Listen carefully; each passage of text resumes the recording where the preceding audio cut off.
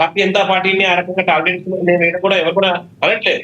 కానీ ఏ రాజకీయ పార్టీలైనా sir it's very unfortunate that social media లాంటి ప్లాట్ఫామ్ ని ఈ రకంగా అంటే మీరు ఒక రాజకీయ పార్టీని టార్గెట్ చేసే క్రమంలో ఈ యావత్తు భారతదేశ సార్వభౌత్వాన్ని ఛాలెంజ్ చేస్తూ దేశంలో జరుగుతున్న రాజకీయ వ్యవస్థనే ప్రశ్నించుకునే పద్ధతిలో మాట్లాడడం అనేది అన్ఎథికల్ ఆ ప్రజాస్వామ్యం.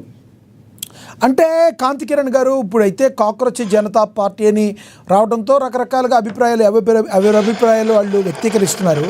ఇదే ఒక కాంగ్రెస్ పార్టీని, ఎంతో చరిత్ర గల కాంగ్రెస్ పార్టీని కొంతమంది అప్పట్లో సోషల్ మీడియాలో కాంగ్రెస్ పార్టీ అని మరి వాళ్ళు మాట్లాడినప్పుడు వాళ్ళు ఏమనుకోవాలంటారు?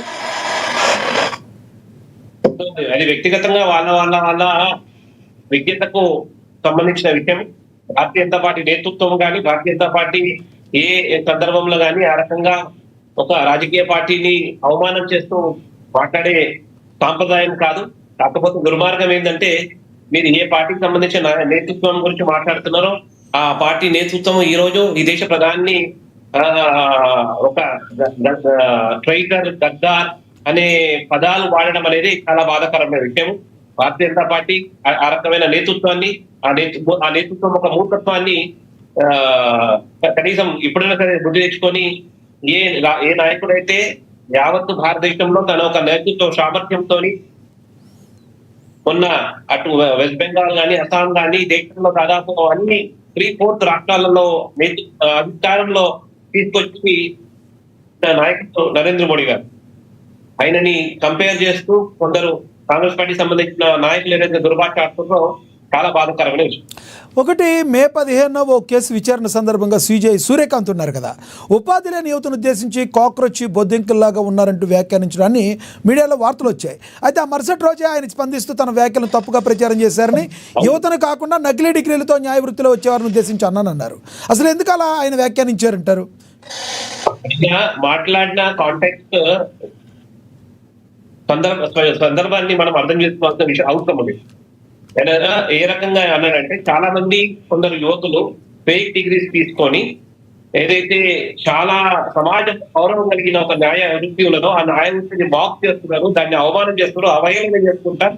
ఈ చట్టసభలకు వచ్చి కనీస లా డిగ్రీ యొక్క కనీస అవగాహన, న్యాయ వ్యవస్థ ఒక అవగాహన లేకుండా వాళ్ళు ఏ రకంగా అయితే మాట్లాడి అత్యున్నతమైన న్యాయపీఠం వాళ్ళు అవమానం చేసినట్టు మాట్లాడి కొన్ని దాఖలాలను రెఫర్ చేసుకుంటా వారు ఈ రకంగా సమాజంలో ఏదైతే నెగిటివ్ ప్రాక్టీసెస్ ఉన్నాయో, దొంగ సర్టిఫికేట్లు తీసుకొని చలామణి అయ్యేది మేము న్యాయవాదులకు చలామణి అవుతున్నారో వాళ్ళని ఉద్దేశించుకుంటూ వారు మాట్లాడారు. పక్కన నెక్స్ట్ డే రోజే వాళ్ళు ఎక్స్ప్లెయిన్ కూడా ఇవ్వడం జరిగింది.